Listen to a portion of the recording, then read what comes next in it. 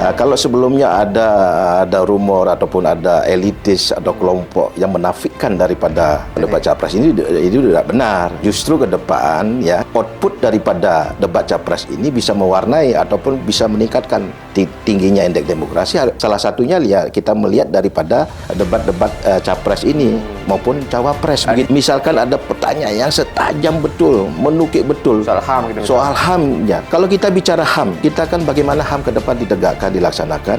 Persoalan HAM sampai saat ini seperti apa yang sudah berjalan. Kemudian persoalan HAM yang lalu. Yang selalu. Ini kan pasti seperti itu. Ini sebetulnya kembali lagi saya analogikan kepada ujian ini. Ketika orangnya ini paslon ini mempersiapkan dengan baik. Ini pelaksanaan debat capres kemarin. Ini mereka easy going. Mereka yakin akan bisa mampu dengan experience-nya, pengalamannya. Ini kita yakini semua pasti bahwa inilah yang diperlukan di dalam rakyat Indonesia di 14 Februari menentukan pilihannya dari kapasitasnya dan dari goodwill gestur, dari keyakinan. Kan kembali pemilih kan berhak dia punya keyakinan kan ke depan. Ya aturan-aturan regulasi dalam pemilihan ini sudah clear 2 tahun sebelumnya. Sehingga sekarang kan banyak debatable, waduh ini yang tidak mestinya kan begitu, tapi tetap berjalan kan. Tapi ke depan untuk menghindari ini, proses-proses itu terutama dalam aturan-aturan penyelenggaraan kepemiluan ini, pilpres, pileg ini udah clear 2 tahun sebelumnya.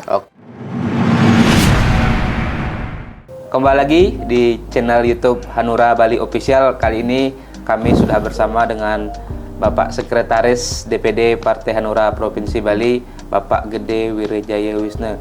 Om Swastiastu, Pak De. Om Swastiastu. Selamat pagi. Ya, kita berjumpa lagi untuk ini kayaknya kita sudah lama nggak ngobrol-ngobrol Pak De, tapi sekarang ada yang masih sebenarnya relevan untuk kita bahas adalah debat pertama Capres yang berlangsung Selasa 12 Desember 2023 lalu, dan dalam beberapa hari ke depan ini pada Jumat 22 Desember adalah debat yang kedua khusus untuk Cawapres nantinya. Nah, mungkin ada beberapa catatan yang bisa Pak De berikan dari debat perdana khususnya dalam konteks demokrasi dan dalam konteks juga sebenarnya debat ini diperlukan untuk semacam pendidikan politik, tidak hanya tanda kutip menjadi panggung bagi para capres cawapres atau mungkin ada gimmick-gimmick ya, tapi sebenarnya ini kan juga bagian pendidikan politik, bagian dari demokrasi, mungkin juga kaitan dengan indeks demokrasi kita. Bagaimana mungkin Pak De menilai? Silakan dijawab. Baik, terima kasih. Kemarin kita sudah mengikuti bersama ya rakyat Indonesia, masyarakat Indonesia, tontonan yang menarik sekali, yaitu debat Capres untuk pemilu 2024, Pilpres 2024. Ini bagian proses yang sangat penting dalam proses demokrasi, di mana rakyat mengetahui daripada gagasan, ide, dan pemikiran-pemikiran, kemudian bagaimana para capres ini ya diketahui kemampuannya ketika ada persoalan-persoalan. Kemarin topiknya hukum, diantaranya demokrasi, HAM dan sebagainya. Pemberantasan korupsi. Ya. Ini bagus sekali tontonan yang menarik kemarin. Sekali lagi ini harus menjadi referensi, rekomendasi bahwa harus dilaksanakan, sehingga kembali lagi rakyat Indonesia mengetahui figur-figur calon presiden yang kelak akan dipercaya untuk memimpin Indonesia di periode 2024-2029, kan begitu. Ya, ini di negara maju ini sudah lama berlangsung ya. Di Amerika kita ketahui debat capres ini memang sangat dinanti oleh rakyat publik rakyat Amerika. Di dalam dia sebelum menentukan pilihannya tentu harus mengetahui kapabilitas dan argumentasi ketika nanti dipercaya untuk memimpin Amerika, kan begitu. Dan Amerika sebagai negara demokrasi besar ya, jumlah penduduknya besar, kemudian segala prosesnya juga menampilkan proses-proses demokrasi, di antaranya jabat capres itu. Dan kali ini di Indonesia yang sudah dimulai kalau nggak salah sudah dari tahun 2009 lalu, debat capres ini mulai untuk masyarakat Indonesia sekali lagi mengetahui gagasan, ide ketika dipercaya nanti untuk memimpin Indonesia ke depan, kan begitu ya. Nah, seperti itu. Tadi dalam konteks indeks demokrasi gitu, bagaimana kontribusi debat capres ini juga terhadap peningkatan demokrasi, termasuk juga mungkin kesadaran publik tadi, pendidikan politik bagi publik, bahwa publik sudah mulai cerdas juga. Ini mungkin juga ada fenomena bahwa debat capres ini tidak hanya ditonton di kalangan menengah ke atas, karena kan persepsinya seperti itu, artinya masyarakat bawah dianggap tidak menonton debat ini. Mungkin seperti apa juga, Pak? Ya, ini sebetulnya menjadi ukuran ya, menjadi indeks demokrasi kita. Ini salah satu variabel. Kalau sebelumnya ada rumor ataupun ada elitis atau kelompok yang menafikan daripada debat capres ini, itu tidak benar. Justru ke depan ya, output daripada debat capres ini bisa mewarnai ataupun bisa meningkatkan, katakanlah kalau ini variabel bagian dari variabel demokrasi. Kita melihat indeks demokrasi ya, tingginya indeks demokrasi. Salah satunya ya kita melihat daripada debat-debat capres ini maupun cawapres begitu. Menjadi bagian jangan menafikan, jangan menafikan, memandang underestimate bahwa ini tidak ngaruh gitu hasil pilpres dan sebagainya.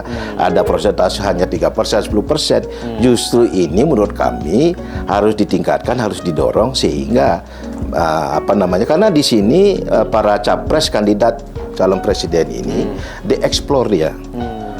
Dieksplor kemampuannya, pengetahuannya tentang persoalan-persoalan bangsa ini. Seperti ujian istilahnya. Ya, seperti ujian. Ya, kalau kita analogikan ya di dunia pendidikan, apakah di sekolah SMA atau ketika kita mencari masuk perguruan tinggi kan gitu ya. Nanti kan ada tes SNMPTN, si Penmaru dulu. Ya, ini siswa ini, calon yang akan menempuh ujian ini diuji betul. Jadi mempersiapkannya dengan baik. Soal-soal dilatih dan sebagainya ya.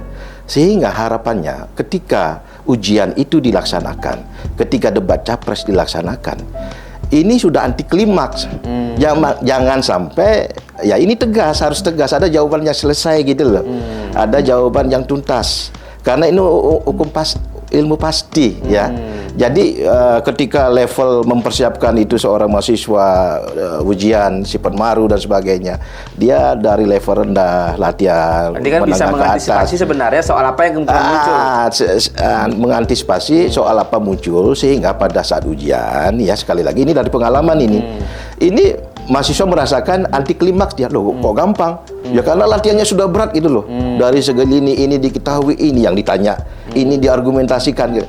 Ketika kita di ilmu kimia misalkan, ketika kita mencari molaritas ya, gramnya diketahui dulu, kemudian apa rumusnya, sehingga apapun nanti dengan kesiapan mahasiswa itu, saya analogikan dengan capres, dia dengan sangat cool, dengan sangat yakin ya, sudah bisa menjawab, dia malah tenang gitu loh, karena sudah diprediksi sebenarnya apa saja pertanyaan atau serangan-serangan kepada capres bersangkutan. Ini calon presiden ini ya, ini harus mengantisipasi yang terburuk, pertanyaan-pertanyaan yang menukik, pertanyaan-pertanyaan yang tajam. Ini kan debat ini beradu argumentasi, pertama gagasan ya, visi misi, kemudian menyampaikan gagasan ide, kemudian berargumentasi. Seperti itu.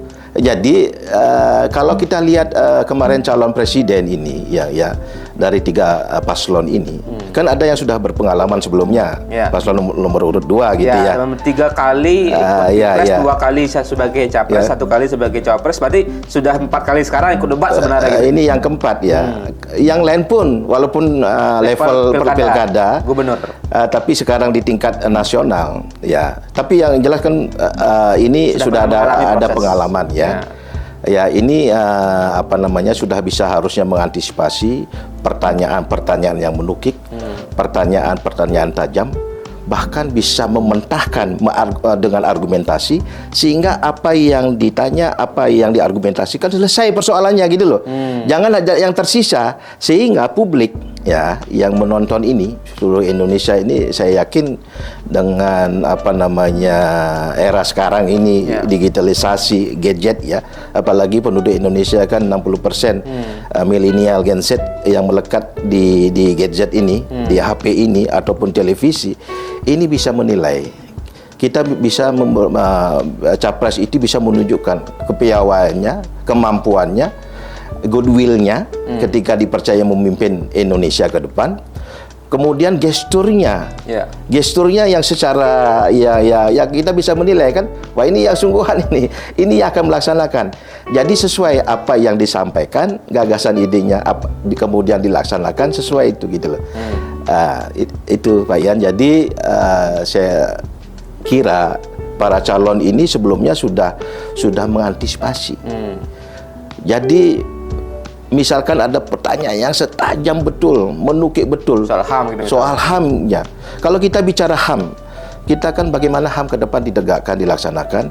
Persoalan HAM sampai saat ini seperti apa yang sudah berjalan. Kemudian persoalan HAM yang lalu. Ini kan pasti seperti itu, ya. Ini sebetulnya kembali lagi saya analogikan kepada ujian ini. Soal-soal yang akan kita ya si Penmaru tahun berapa gitu ya. Tinggalkan konteksional sekarang ini, kemudian variasi soal ini, sehingga saya sampaikan kembali lagi, ketika orangnya ini, paslon ini mempersiapkan dengan baik, ini peristiwa pelaksanaan debat capres kemarin, ini mereka easygoing karena anti klimak. Mereka yakin akan bisa mampu dengan experience-nya, pengalamannya. Ya ini kan berpengalaman semua di tataran kepala daerah.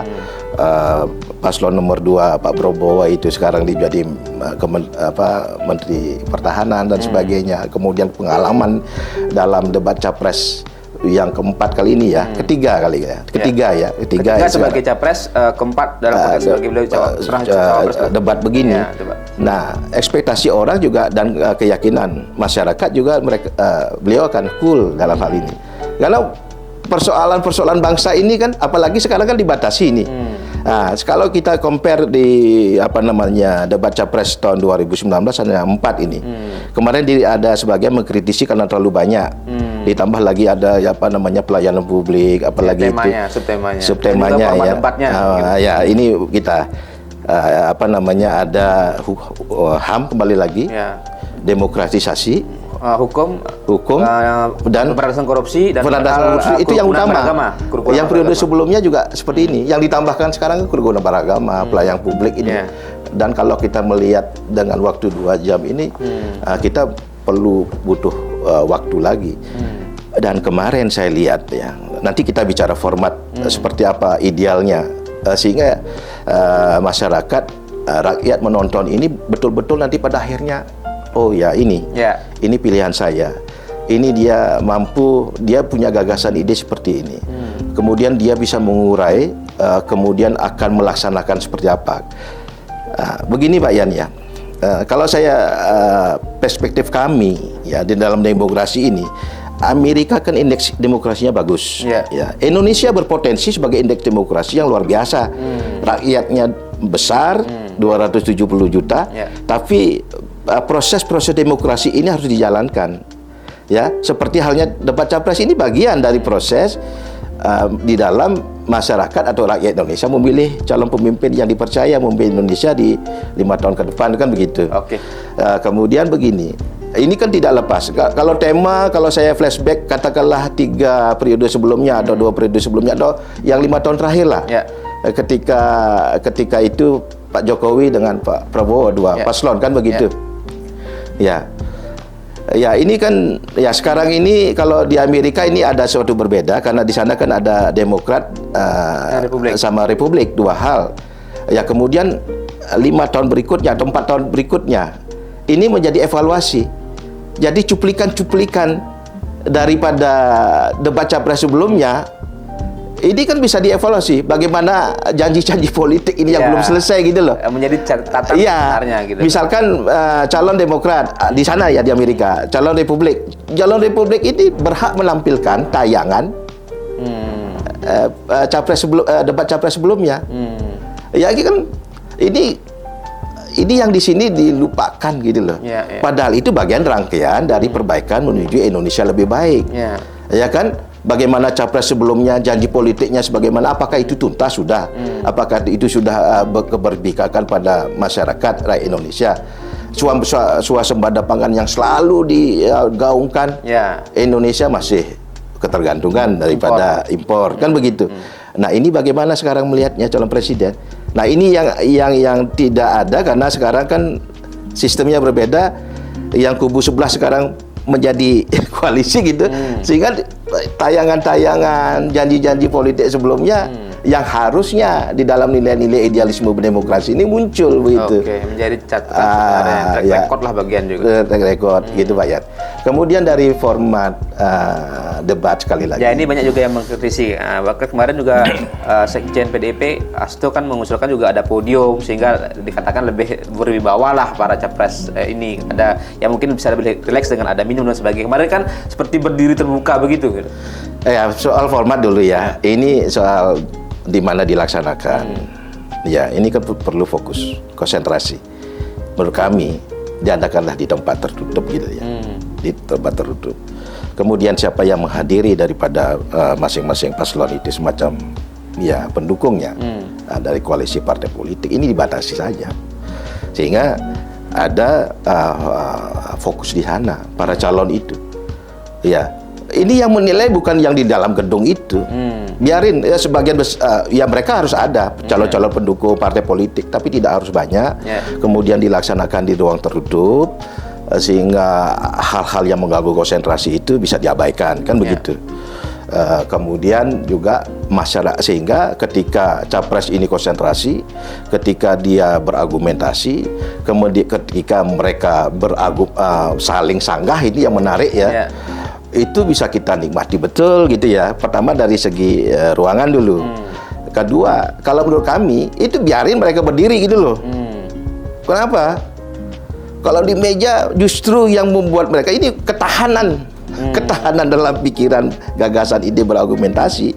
Kalau mereka enjoy itu tidak terasa waktu segitu. Artinya saling sanggah, kemudian fokus gitu ya. Kemudian mampu mengeksplor kemampuannya menyanggah, menjawab dan sebagainya, tanya jawab. Ini kan ada sesi menarik ya. Ya ini dibanding ada suatu podium, apalagi duduk gitu loh. Ada air mineral, ada kopi, sehingga menghela ketika pertanyaan susah, dia sempat menghela ketika minum dulu dan sebagainya. Itu ya. Tapi ketika spontanitas ini beda, ini kan boleh kita debatable soal format. Kalau menurut kami begitu. Ya, bisa lebih spontan dan lebih seru perdebatannya. Seru perdebatannya, saya rasa dengan tahanan berdiri itu kan luar biasa berapa lama itu kan, walaupun ada jeda kemudian kau duduk kembali. Tapi oke lah, kalau paling tidak ada podium itu jangan duduk lah. Duduk itu membuat suatu santai, kemudian sempat menulis. Ini betul-betul ya calon presiden itu dieksplor, ya. Dia tidak sempat ngapa-ngapain mencatat apa ini di luar kepala gitu loh. Dan harusnya karena ini debat ini di-announce sebelumnya, subtopiknya apa, ini harus dipersiapkan dengan baik. Jadi harapan kita semua masyarakat Indonesia ini murni alamiah muncul daripada kandidat, kapabilitasnya, goodwill-nya dia kan kelihatan dari aura-aura gestur itu kan. Bagaimana dari hati nurani paling dalam mereka yakinkan saya akan seperti ini ketika saya dipercaya menjadi presiden. Proses HAM ini yang lama menggantung ini saya akan selesai, sehingga ke depan tidak ada persoalan-persoalan lagi yang diungkit, didiskusikan, di apa gitu, udah selesai gitu loh. Ketika pertanyaan tajam didakwa tajam, ya kan, ini kan masyarakat akan menilai. Dan kemudian bukan ngeles lah artinya. Bukan ngeles. Bukan mau menjawab gitu. Atau malah membilang cenderung tendensius kan begitu. Iya, ini perlu kematangan. Kalau kita sudah siap, tentu segala apapun pertanyaan itu, apakah menguliti, apa katakanlah cari kelemahan. Itu artinya justru ini bertiga ini kan akhirnya ini melakukan kesalahan, bukan mencari kesalahan dalam tanda kutip. Tapi kan dia harus menyerang gitu loh. Artinya mengkritisi artinya yang dianggap kurang kan, mencari yang terbaik gitu. Kemudian begini Pak Yan ya. Ini kami mungkin para pengamat ya rakyat Indonesia, kemudian termasuk paslon itu mengantisipasi pertanyaan-pertanyaan hal demokrasi misalkan. Ya. Dari paslon 1 ke paslon 2 atau dari 3 ke 2 atau ini kan selalu begini ya. Bergantian begitu. Hal demokrasi yang tebakan kami muncul lagi soal MK. Ya. MK sebagai bentang demokrasi yang menjamin itu kan, di mana payung hukumnya harus ditegakkan, benteng hukum demokrasi sehingga demokrasinya berjalan baik.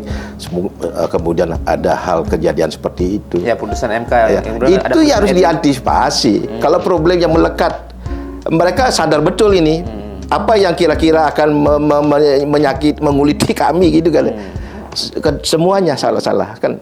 Bagaimana kembali lagi proses HAM, proses di Papua, kemudian nanti makanya ini saya analogikan sekali lagi seperti kita mengikuti Sepen Baru ini bisa kita pelajari, bisa tingkatkan, ya, bisa ditingkatkan lagi sini pada mengikuti debat itu anti klimak gitu loh.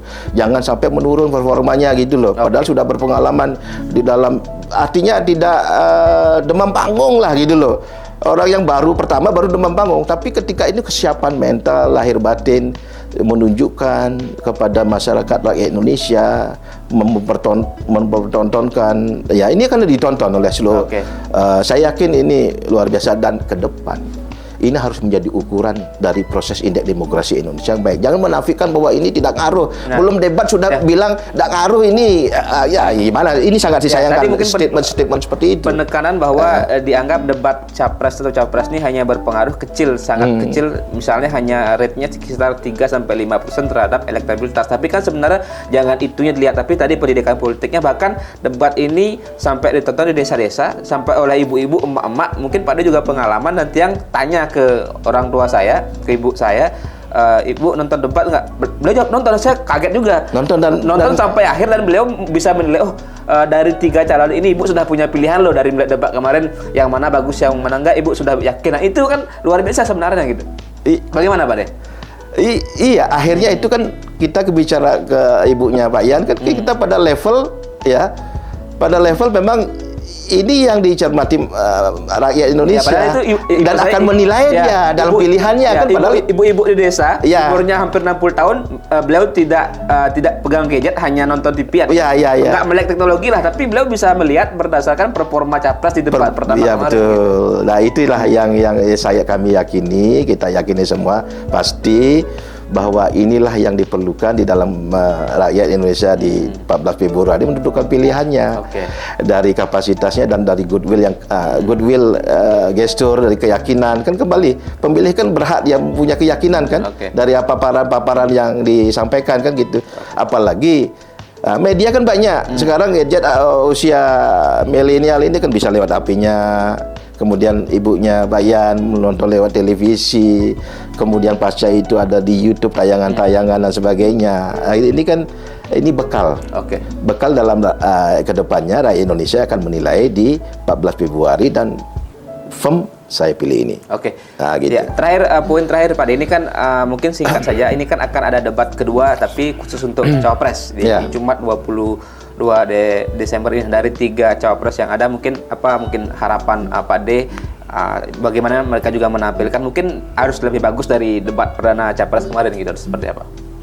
Ya, saya setuju. Topiknya ekonomi. Ini melihat juga topiknya soal ekonomi digital, termasuk APBN, APBD, investasi dan sebagainya. Untuk cawapres ya. Ya, cawapres. Tapi sebelum ke sana, saya kembali ke format dulu ini ya, format daripada debat ini. Spiritnya kan bagus, sudah kita ingin menggali betul dari capres dan nanti setelah ini cawapres, tapi formatnya dulu.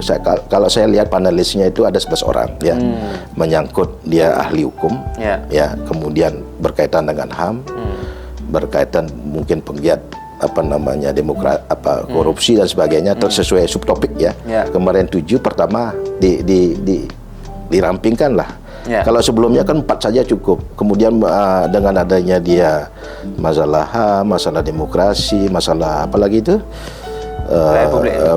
pelayanan publik itu ya, yang 4 dibatasi ya. Kemudian dari segi panelis juga akademisi di hukum itu kan, kalau disebutkan dalam debat kemarin, kebanyakan mewakili dari expert daripada hukum tata negara. Cukup mungkin 2 gitu ya, mungkin dari pidana dan sebagainya di hukum, ranah hukum, kemudian dari yang lainnya. Kemudian yang kami lihat kemarin ini ada sedikit berbeda dari sebelumnya. ketika panelis ini hanya membuat soal. Diperkenalkan mereka ada 11, mereka lah yang membuat soal. Soal kan begitu. Ya, tapi mereka tidak berperan dalam arti mereka kan harus menggali sebetulnya. Atau meluruskan. Atau meluruskan dari topik. Nanti ini terlalu banyak karena begini Pak Yan. Visi misi daripada paslon ini kan ada. Ya. Kalau dibacakan saja sudah saya yakin 30 menit itu. Ya. Nah, gimana di pembuka itu hanya diberikan 4 menit. Ya kan? Di awal kan capres itu menyampaikan, memaparkan 4 menit. Boleh. Tapi yang berkaitan dengan subtopik. Kan bisa. Persoalan hukumnya, persoalan HAM-nya, persoalannya pemberantasan korupsi. Hanya itu yang diambil.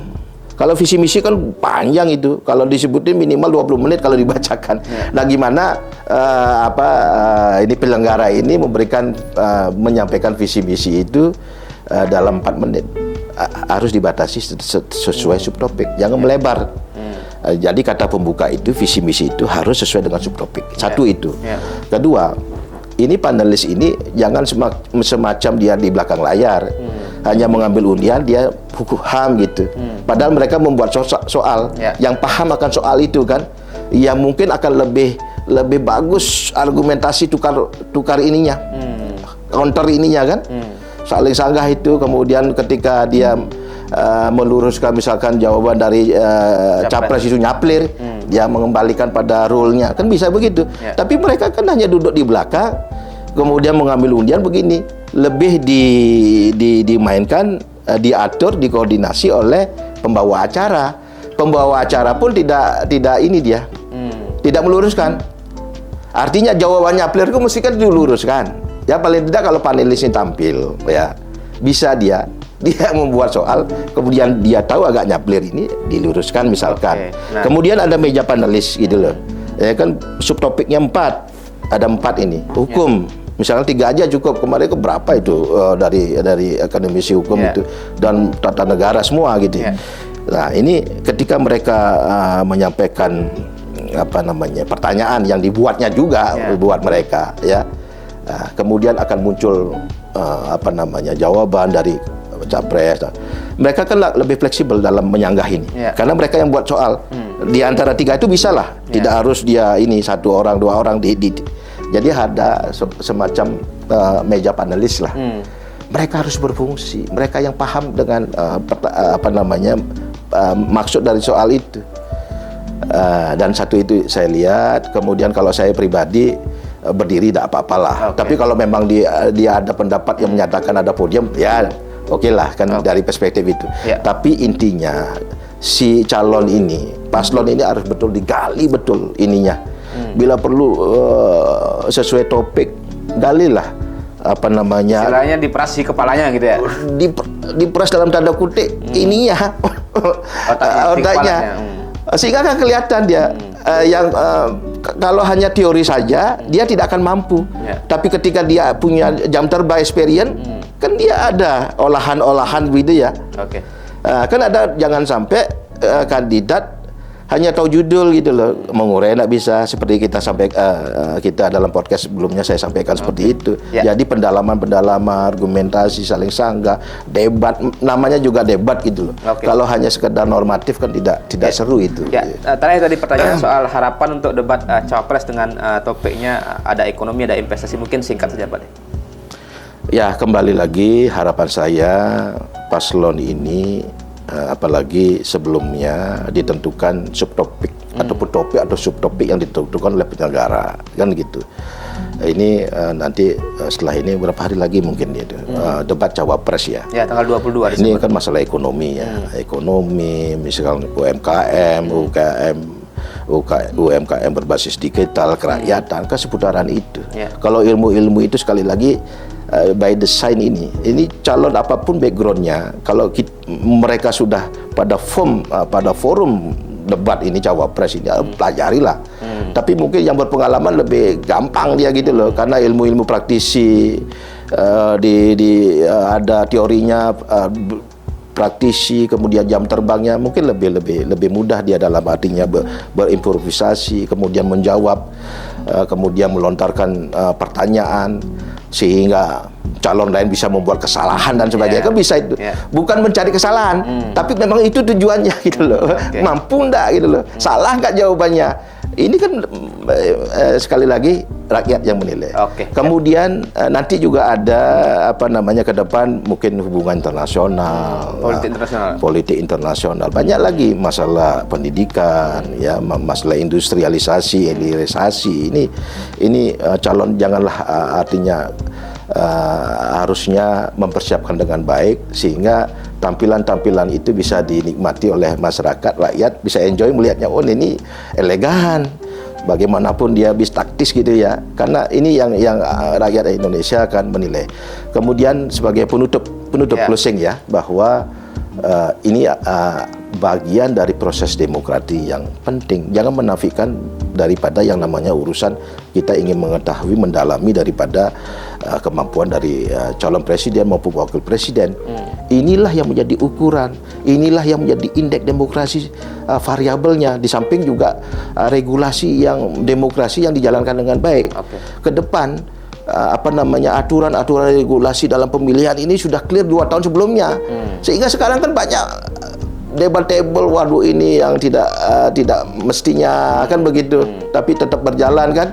Tapi ke depan untuk menghindari ini, proses-proses itu terutama dalam aturan-aturan penyelenggaraan kepemiluan ini, pilpres, pileg ini udah clear 2 tahun sebelumnya. Seperti saya sampaikan di podcast sebelumnya. Mungkin sedikit saya tambahan sebagai sebuah closing terakhir, mungkin disampaikan kepada publik keyakinan Pak D atas nanti misalnya penampilan Ganjar Mahfud. Nah, yang kedua kan nanti Pak Mahfud MD untuk debat cawapres. Artinya dalam debat-debat ke depan dan juga dari sisi konteks program-program Ganjar Mahfud, Hanura sebagai pendukung seperti apa? Singkat saja sebagai sebuah closing.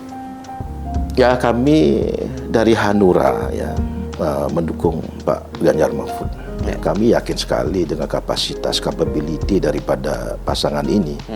Pasangan Ganjar Mahfud ini pertama dari experience, jam terbang luar biasa, kapabilitas yang dimiliki, ya, pengalaman-pengalaman yang tidak saya sebutkan lagi karena mereka sudah berpengalaman. Di Pak Mahfud ini yang akan menjalankan debat cawapres ini, beliau di yudikatif, eksekutif maupun di legislatif sangat berpengalaman dan track record kondikte komitmen untuk masalah supremasi hukum. Ini penting negara Indonesia ya, untuk menempatkan supremasi hukum ini menjadi payung hukum tertinggi, panglima hukum, sehingga demokrasi ini bisa berjalan, perekonomian itu baik.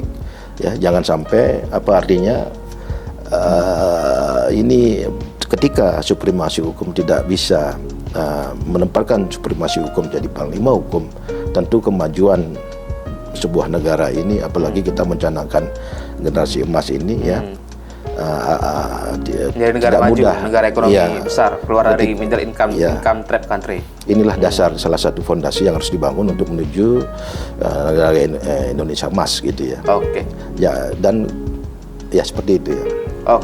Terima kasih Pak De sudah juga memberikan masukan yang luar biasa untuk bagaimana, karena ini masih ada 4 kali debat lagi, 2 kali untuk cawapres dan 2 kali lagi untuk capres. Kita berharap yang terbaik, dan tadi seperti Pak disampaikan bahwa ini bagian pendidikan politik, bagian demokrasi yang esensial. Jangan dianggap ini tidak ada pengaruhnya kepada publik, tapi ini adalah bagian pencerdasan pendidikan politik yang sangat signifikan dalam proses mengawal demokrasi di Indonesia. Terima kasih Pak De. Kita akan sambung di kesempatan berikutnya. Tetap ikuti konten-konten di channel YouTube Hanura Bali Official. Salam hati nurani. Salam hati nurani.